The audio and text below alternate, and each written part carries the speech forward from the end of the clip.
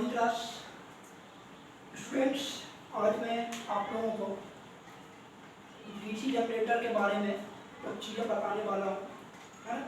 कि DC generator क्या होता है, कैसे वर्क करता है, इसकी कैसी क्या संरचना रहती है और ये किस सिद्धांत पर कार्य करता है। ठीक, तो बिल्कुल बेसिक से पढ़ेंगे आज हम डीसी जनरेटर को। तो डीसी जनरेटर यदि मैं बात करूं तो इसको हम डीसी जनित्र भी कहते हैं। ठीक, अब ये डीसी जनरेटर या डीसी जनित्र होता क्या है। सबसे पहली बात तो डीसी जनरेटर या डीसी जनित्र एक ऐसी डिवाइस या एक ऐसी युक्ति होती है।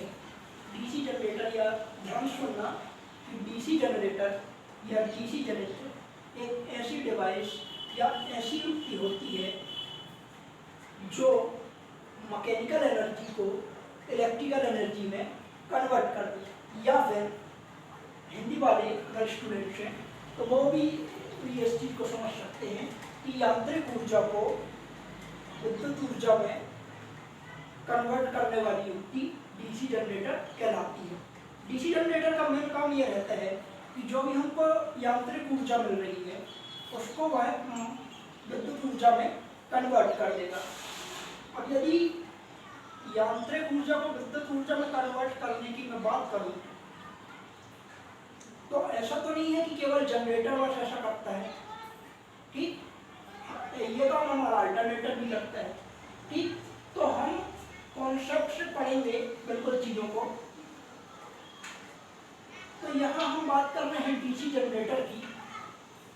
तो डीसी जनरेटर में मैंने क्या बोला कि यांत्रिक ऊर्जा को, पहला काम तो इसका ये है कि यांत्रिक ऊर्जा को विद्युत ऊर्जा में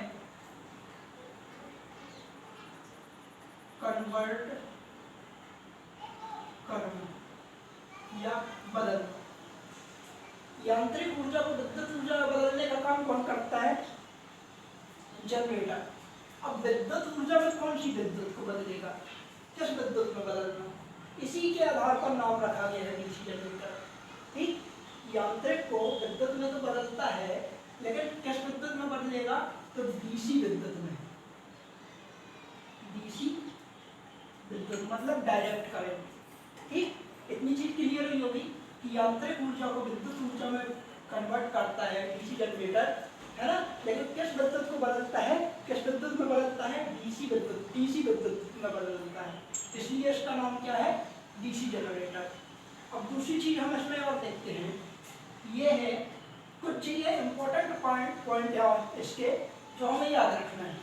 कि पहली चीज तो यांत्रिक ऊर्जा को विद्युत ऊर्जा में कन्वर्ट कौन करता है? हमारा डीसी जनरेटर, जनरेटर करता है। ये बात पर ध्यान रखना है, यांत्रिक ऊर्जा को विद्युत ऊर्जा में कन्वर्ट करने का काम जनरेटर करता है। लेकिन अगर डीसी की बात कर देंगे, डीसी विद्युत को बदल रहे हैं तो क्या है? डीसी जनरेटर करते हैं। ठीक, अब दूसरी चीज देखें तो जनरेटर जो है, जनरेटर का, डीसी जनरेटर का छोटा रूप क्या कहलाता है? डायनामो, डायनामो कहलाता है। डीसी जनरेटर का छोटा रूप क्या कहलाता है? छोटा रूप को क्या कहेंगे हम? डायनामो कहते हैं। अब ये डायनामो लगे कहाँ रहते हैं? डायनामो जो हमारी वाहनों, जो हमारी गाड़ियाँ रहती हैं, मोटर बाइक रहती हैं, वाहनों, जो हमारे जितने प्रकार की गाड़ियाँ रहती हैं वहाँ हमको डायनामो देखने को मिलता है। तो डीसी जनरेटर के छोटे रूप को ही डायनामो कहा जाता है। ठीक, तीसरी चीज इसके बारे में क्या है जानने के लिए? तीसरी चीज ये है कि यह फैराडे के विद्युत चुंबकीय प्रेरण के सिद्धांत पर कार्य करता है।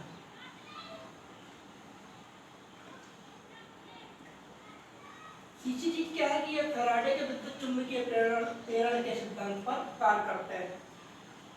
अभी हम इसकी सिचुएशन जान लें, ये क्या क्या करता है, फिर ये होता क्या है, फैराडे का विद्युत चुंबकीय प्रेरण का सिद्धांत क्या होता है ना, ये सारी चीजें हम इसी में जानने वाले हैं।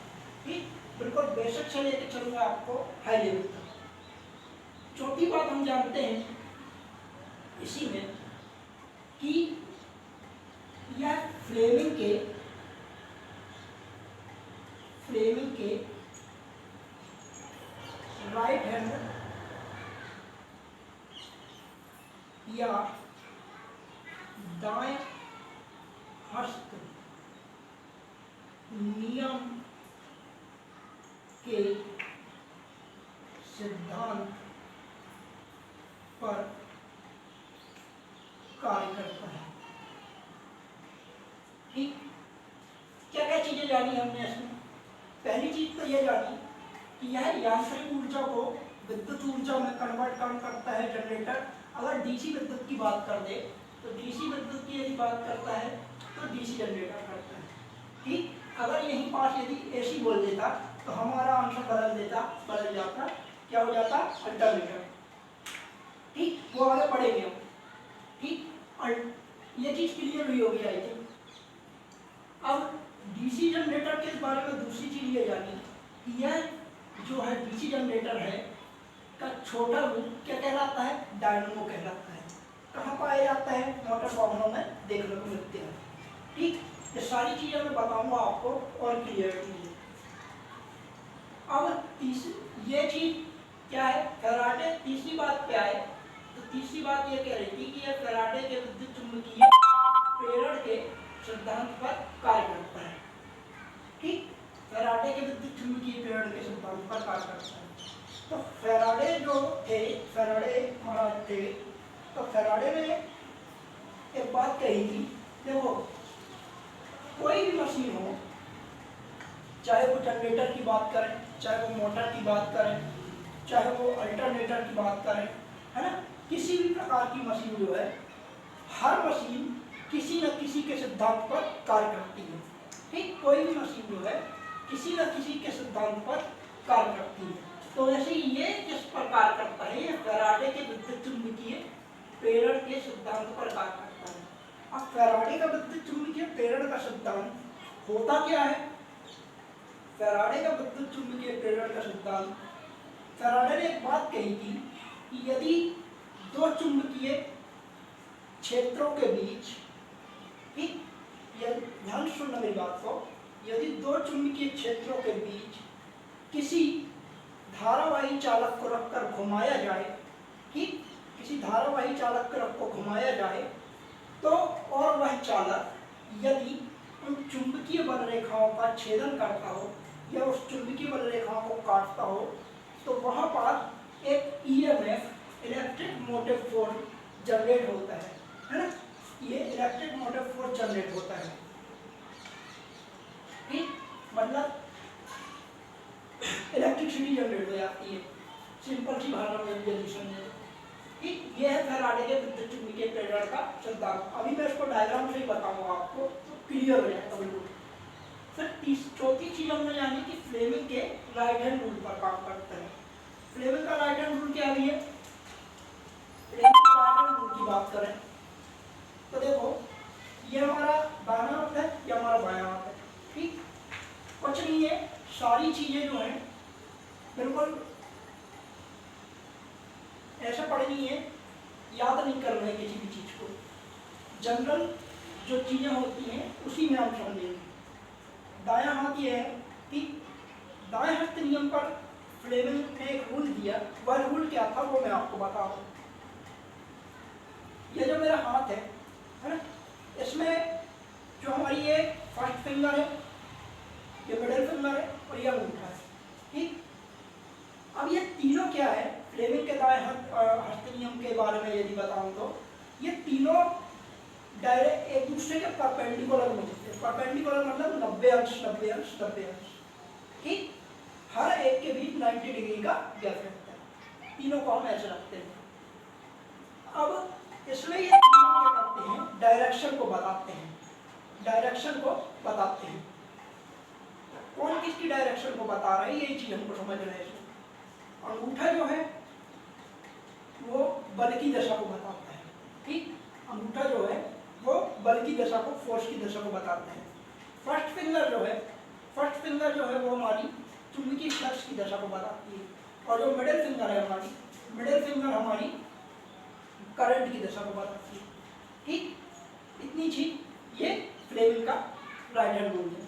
अब एक चीज और, जब हम आगे पढ़ेंगे मोटर के बारे में, इसी में थोड़ी सी मैं चीजें इसमें ही क्लियर करके चलता हूँ आपको, कॉन्सेप्ट बताते हुए।